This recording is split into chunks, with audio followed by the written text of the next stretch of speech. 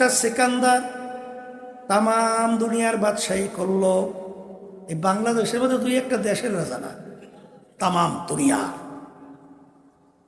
রাজত্ব করার পরে তিনি ইন্তেকালের আগে ওসিয়াত করছিল, আমার মৌতের পরে আমাকে গোসল করাবা, কাপড় পরাইয়া হাত ধরে একটু বাহিরে রাইখা খাটের ভিতরে উঠাইয়া খালি হাত বাহিরে রাইখা শহরটাকে ঘুরাইয়া তারপর আমাকে দাফন করবা।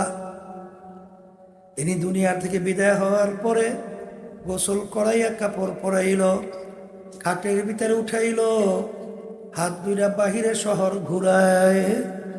যারা বোঝে না তারা বলছে, দেখছ বাদশাহ আজীবন আমাদের থেকে খাজনা এবং ট্যাক্স নিল, এখন মরার পরে কেমন হাত পাইতে আছে, মনে হয় খাজনা এবং ট্যাক্স চায়।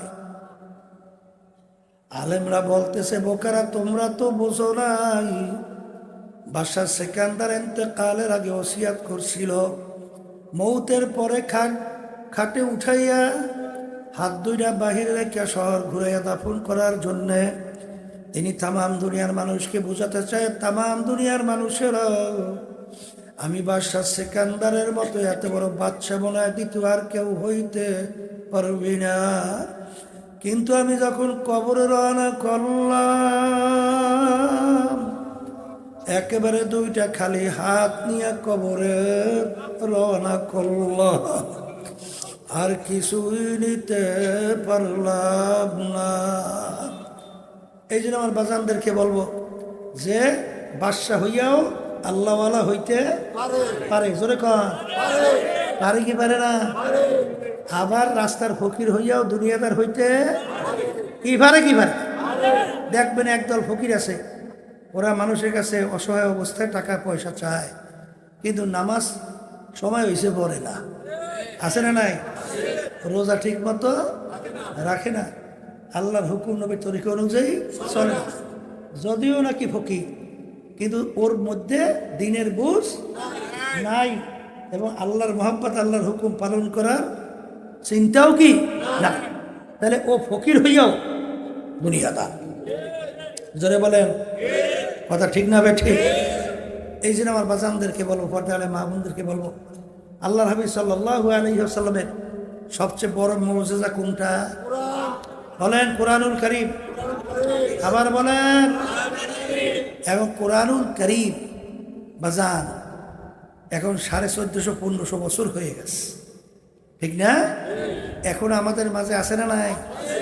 এখন এই কোরআনুল কারীমের ভিতরে আল্লাহ রাব্বুল আলামিন মানুষকে কেন বানাইছে, অন্যান্য মাখলুকাত কেন বানাইছে, মানুষের কি করণীয় কি বর্জনীয়, এই সব দিক নির্দেশনা দেশে কি দেয় নাই? আর এইটা বোঝাবার জন্য আল্লাহ রাব্বুল আলামিন তার রসুলকে দুনিয়াতে পাঠাইছে। এই কথা ঠিক কিনা? এই জন্য আল্লাহ নবী বলছেন, বুইস্তু মুআল্লিমান, আল্লাহ আমাকে উস্তাদ হিসেবে পাঠাইছে। হিসেবে পাঠাইছে। তাই আল্লাহর হাবিবকে উস্তাদ হিসেবে পাঠাইয়া আল্লাহ রাব্বুল আলামিন তাকে বাশীরা ওয়া নাযীরা, সুসংবাদ এবং ভয়, এইটা দেখাবার জন্য আল্লাহ রাব্বুল আলামিন তার রাসূলকে দুনিয়াতে পাঠাইছে। জোরে বলেন, কথা ঠিক কিনা? আমাদেরকে আল্লাহ বানাইছেন, দুনিয়াতে পাঠাইছেন কেন? বলেন, তার ইবাদতের জন্য। এটা কোরআনুল কারীমে আল্লাহ বলছেন, কি বলছেন? ওমা খালাকতুল জিন্না ওয়াল ইনসা ইল্লা লিয়াবুদুন। কথা ঠিক কিনা? এখন বলতে পারেন, হুজুর আমাদেরকে আল্লাহ ইবাদতের জন্য বানাইছে, তাহলে অন্যান্য মাখলুকাত আল্লাহ বানাইছেন কেন? ওই কোরআনুল কারীমের ভিতরে আল্লাহ বলতেছেন, ওয়া খুলিকা লাকুম মা ফিল আরদি জামিআ, অন্যান্য মাখলুকাতগুলো আমি বানাইলাম তোমাদের জন্যে। সূর্য আমাদের দরকার আছে না নাই? একটা মানুষ যদি দুনিয়া না থাকে, সূর্যের কিন্তু কিছু আসে যায় না। আর সূর্য যদি না থাকে, একটা মানুষও দুনিয়ায় বাঁচবে না। তাহলে সূর্য আল্লাহ বানাইছেন কাদের জন্যে? মাছ আমাদের দরকার আছে না না? একটা মানুষ দুনিয়া না থাকলে মাছের কিন্তু কিছু আসে যায় না। গাছ আমাদের দরকার আছে না নাই? একটা মানুষ না থাকলে গাছের কিন্তু কিছু আসে যায় না। বাজান, গরু আমাদের দরকার আছে না নাই? একটা মানুষ না থাকলে গরুর কিন্তু কিছু আসে যায় না। তাহলে সমস্ত মাখলুকাত বানাইলেন মালিক আমাদের জন্যে। আর আমাদেরকে আমার মালিক বানাইলেন তার ইবাদতের জন্য। সবাই জোরে বলেন সুবহানাল্লাহ। এই আল্লাহর বান্দারা, পর্দালে মা বোনেরা, মালিক আমাদেরকে বানাইলেন তার ইবাদতের জন্য। ইবাদত একটা আরবি শব্দ, উর্দুতে বলে গোলামি, বাংলা অর্থ হলো মালিকের হুকুম অনুযায়ী চলা। বাজান আমরা নামাজ পড়ি, এরা মালিকের হুকুম পালন করি। রোজা রাখি, মালিকের হুকুম পালন করি।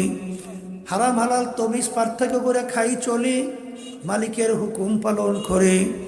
পর্দা করি, মালিকের হুকুম পালন করি। ধনী হইলাম, হজ যাকাত আদায় করি, মালিকের হুকুম পালন করি। সুন্নাত তরিকায় চলি, মালিকের হুকুম পালন করি। জোরে বলেন কথা ঠিক না বেঠে? আমরা রাজনীতি করি, তাও মালিকের হুকুম পালন করি। জোরে বলেন কথা ঠিক না বেঠে? আজান সবসময় মনে রাখা লাগবে, আমার মালিক কিন্তু কোরআনুল কারীমের ভিতরে বলেন, কুল হুয়াল্লাহু আহাদ আল্লাহুস সামাদ। আমার মালিক বলেন, আমি বেনিয়াজ বেপরোয়া, তামাম দুনিয়ার সব মানুষ যদি আমার নাফরমানি করো, এতে কিন্তু আমার এক বিন্দু কোনো ক্ষতি নাই। জোরে বলেন কথা ঠিক না বেঠিক? আর আমার হুকুম অনুযায়ী যদি চলো, লাভ তোমার, না চললে ক্ষতিও তোমার। এই জন্য আমার বাজানদেরকে বলবো, নামাজ পড়া যেরকম নাকি ইবাদত, নামাজ না পড়াও কিন্তু ইবাদত। রোজা রাখা যেরকম নাকি ইবাদত, রোজা না রাখাও কিন্তু ইবাদত। অনেকে বলতে পারেন, হুজুর নামাজ পড়লে ইবাদত হবে, নামাজ না পড়লে ইবাদত কিভাবে হয়? সূর্য উঠতেছে, মাথার উপরে চলে আসছে, সূর্য ডুবতেছে, ওই সময় যদি কেউ নামাজ পড়ে, সব না গুনাহ? তাইলে বোঝা গেল ওই নামাজটা মালিকের হুকুম অনুযায়ী না হওয়ার কারণে পড়লাম নামাজ, পাইলাম গুনাহ। বাজান ঈদের দিন যদি কেউ রোজা রাখে, সবের পরিবর্তে গুনাহ আমলনামায় জমা হবে। কারণ কি? রাখলাম রোজা, পাইলাম গুনাহ, কারণ আল্লাহর হুকুম অনুযায়ী না হওয়ার কারণে। জোরে বলেন কথা ঠিক কিনা? তাইলে বোঝা গেল যে এই কাজটা মালিকের হুকুম অনুযায়ী হবে, ওই কাজটা ইবাদতের ভিতরে গণ্য হবে।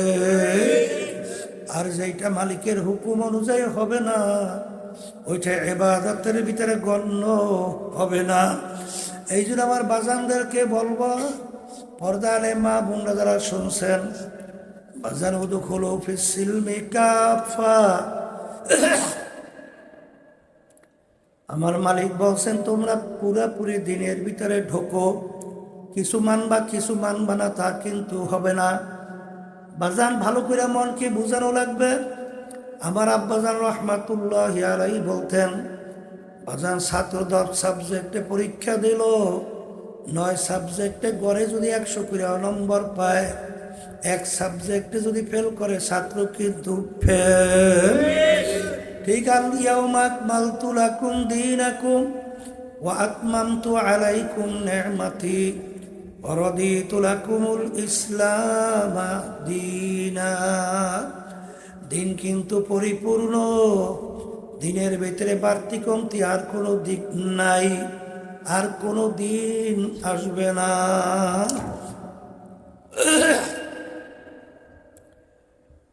এই জন্য আমার বাজানদেরকে বলবো, পর্দারে মা বোনদেরকে বলবো, আমার আব্বাজান রহমাতুল্লাহি আলাইহি বলতেন, বাবা আমার ভিতরে দিনের যদি কোনো একটা দিক কম থাকে, তোমাদেরকে অনুরোধ করতেছি আমাকে ধরাইয়া দাও।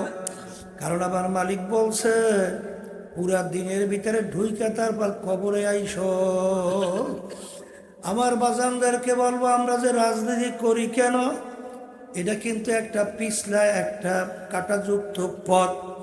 কারণ পীর মুরিদি বড় মজার জিনিস, বড় সম্মান, হাদিয়া তো বড় অভাব নাই।